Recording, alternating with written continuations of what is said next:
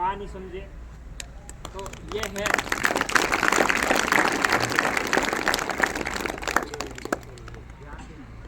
ध्यान से सुनना, मेरी आवाज तो पहुंच रही है ना? हाँ सर। तक हमारा पहुंच रही है? हाँ, हालांकि आवाज तो बुलंदी।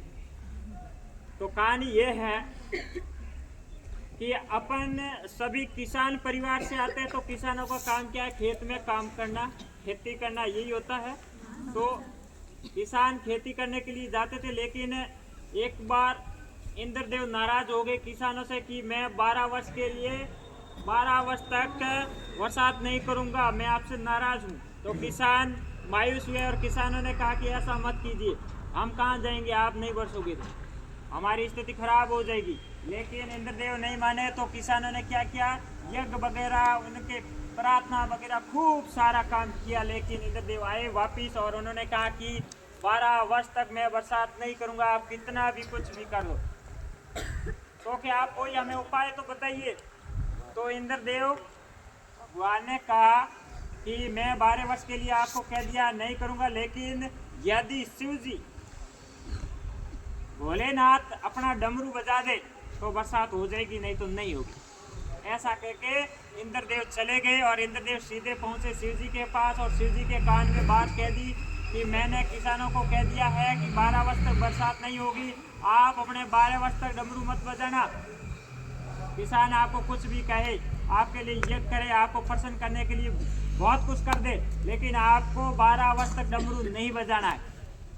लेकिन इंद्रदेव तो चले गए कह के। तो किसानों ने शिव जी को प्रसन्न करने के लिए वो यज्ञ वगैरह अनुष्ठान किया।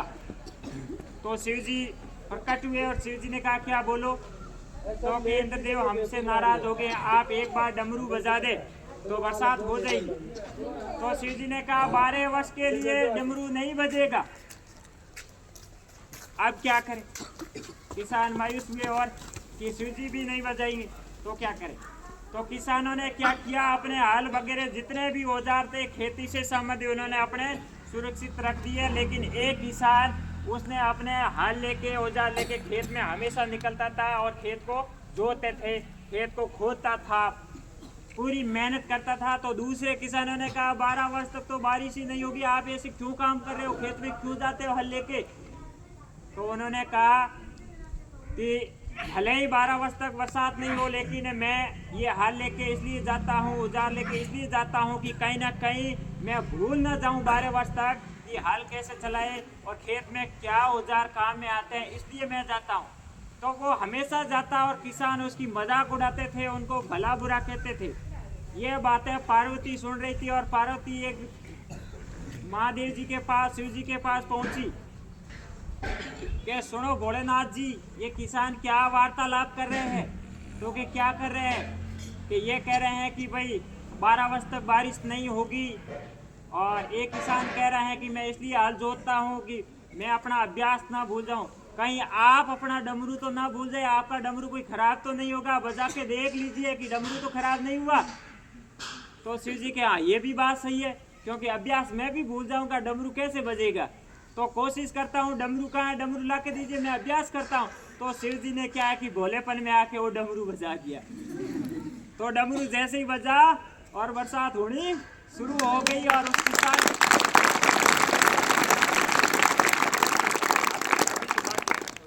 पहले ताली बजा दी, बाकी बात तो अभी बाकी थी। तो वो डमरू बज गया, बारिश हो गई और जो किसान हमेशा जाता था, अपना अभ्यास करता था, खेत में हल जोता था, उसके खेत में फसल लहराने लगी और बाकी वाले किसान देख के सरप्राइज हो गए, आश्चर्यचकित हो गए कि ये क्या हो गया, हम तो बैठे ही रहे, हमारे खेत तो खाली रह गए, बरसात तो हो गई 12 वर्ष से पहले। तो उस किसान ने कहा कि आप तो मेरा मजाक उड़ा रहे थे, मैं अभ्यास कर रहा था, हल जोत रहा था खेत में, लेकिन ये अभ्यास काम आया मेरे। तो इस कहानी से आपको क्या सीख मिली? कहानी से यही सीख मिली है, आपको कोई भी भला बुरा कहे, आपके अभ्यास नहीं छोड़ना है।